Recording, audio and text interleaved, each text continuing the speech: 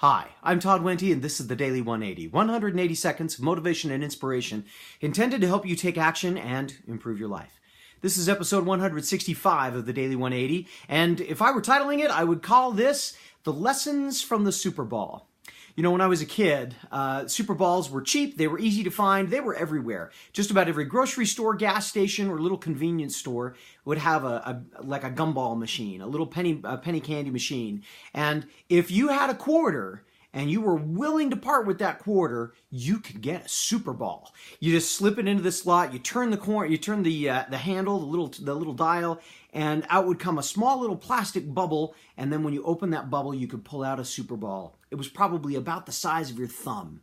But that superball was awesome. It was one of the coolest things that I had ever encountered when I was a kid. And wouldn't you know it, the coolness of it continues even after I've become an adult. Let me talk about a couple of lessons that I learned from the superball. The first one is that it can make instant friends. There was a period of time when I was actually in college at this point in time, and one of the guys in the choir that I was working with had 12 superballs.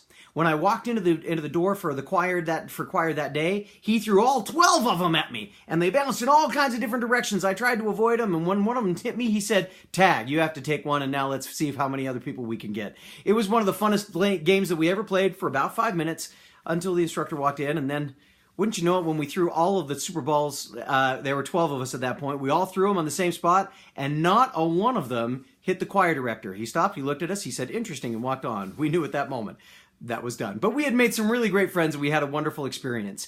Sometimes the smallest things can make for powerful memories and fun experiences.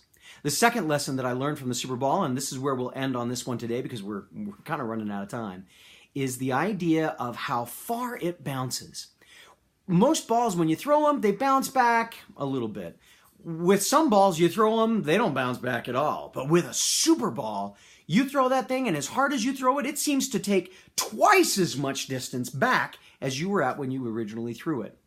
I'm sure there's a reason for it in physics, and I'm sure that some of my friends out there might be watching this or like, "Todd, there's a really easy explanation for why that works. Let me explain it." That's not the point. The point is this.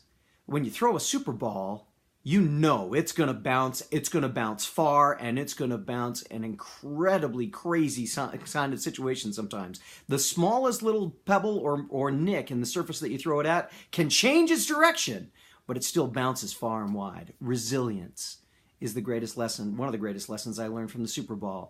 No matter what life throws at you, no matter how hard life throws you against difficult situations, be like a Superball. Bounce back and let everybody be amazed at how far you go. My name is Todd Wente. This has been the Daily 180. Go forth and conquer. We'll see you next time.